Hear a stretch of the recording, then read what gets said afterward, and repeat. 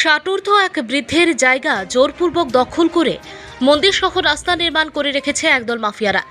জানা যায়, কমলাসাগর বিধানসভার অন্তর্গত শেকেরকোট রামঠাকুর আশ্রম সংলগ্ন এলাকার দিলীপ কুমার ঘোষের এককানি জোত জমি রয়েছে পূর্ব গোকুলনগর সিটিআই ক্যাম্প সংলগ্ন আদর্শ কলোনি এলাকায়। বিগত বাম আমল থেকেই এলাকার কিছু ক্ষমতাশালী মাফিয়ারা ওনার জুত জমি জোরপূর্বক দখল করে মন্দির স্থাপন সহ রাস্তা করে দিয়েছে।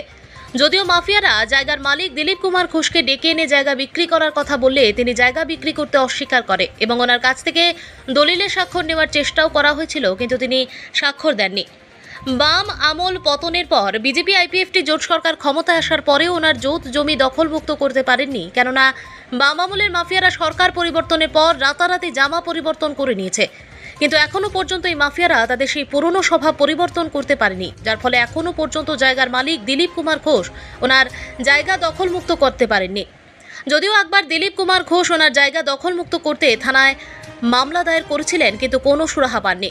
দিলীপ কুমার ঘোষ জানিয়েছিলেন তিনি শাসক দলের অনেক নেতাদের দ্বারস্থ হয়েছিলেন, কিন্তু কোনো লাভ হয়নি। শাসক দলে কিছু গ্রামীণ নেতারা মাফিয়াদের প্রশ্রয় দিয়ে যাচ্ছেন। অবশেষে দিলীপ কুমার ঘোষ সংবাদ মাধ্যমে দ্বারস্থ হয়ে জানিয়েছেন ওনার জায়গা দখলমুক্ত করতে মাফিয়াদের নামধাম উল্লেখ করে উচ্চ আদালতে মামলা করার প্রস্তুতি নিচ্ছেন। কি হয়েছে দাদা, আপনার সমস্যা কি? তো আদর্শ কলোনি যে আমার জুতের জায়গা একখানি। আদর্শ কলোনি কোন জায়গা, এটা কোন জায়গাতে? হ্যাঁ হ্যাঁ হ্যাঁ হ্যাঁ 3 নম্বর ওয়ার্ড করছে। আচ্ছা হ্যাঁ, ওইখানে তারা জবরদস্তি মন্দির করছে। কি মন্দির? এই তো কালী মন্দির করছে, তারপর আমার জুতের জায়গা বলে রাস্তা করছে। কতটুকু জায়গাটা আসলো? একখানি। আচ্ছা,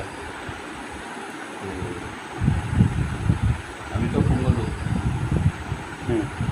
একদিন আমার নিবন্ধন করতে গেছি, তারপর আমি জায়গা গেট চালানো আমি তো জায়গা বেশি বিক্রি করতাম না।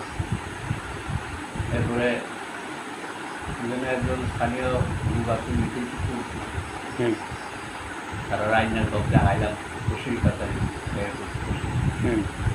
জুতের জায়গা তারা দেখে গেছে, তখন বাধা দেখি কেনা হইল না। এরপর আমার একদিন নিজে বাই বলছে আমার তো সই নিতে চাই, আমি এখান থেকে আয় করছি। হ্যাঁ, কত বছর ধরে এই জায়গাটা যে মানে তারা মন্দির বানায় রাখছে? সিপিএম আমল থেকে। আচ্ছা, কারা কারা এইভাবে মানে দখল করে রাখছে? এখানে প্রথম আসছিল নিখিল দেবনাথ, হ্যাঁ, আরও 3-4 হ্যাঁ। এর আগে তারা হচ্ছে দুর্গা পূজা ধরে নাও বাড়ি বিল্ডিং করবো ইয়ে করছে, তখন আমি বাধা খালি জায়গা বলে পূজা করবো। এখন পর্যন্ত কি এটা মানে দখলে আছে? ব্যুরো রিপোর্ট, জনতার বার্তা।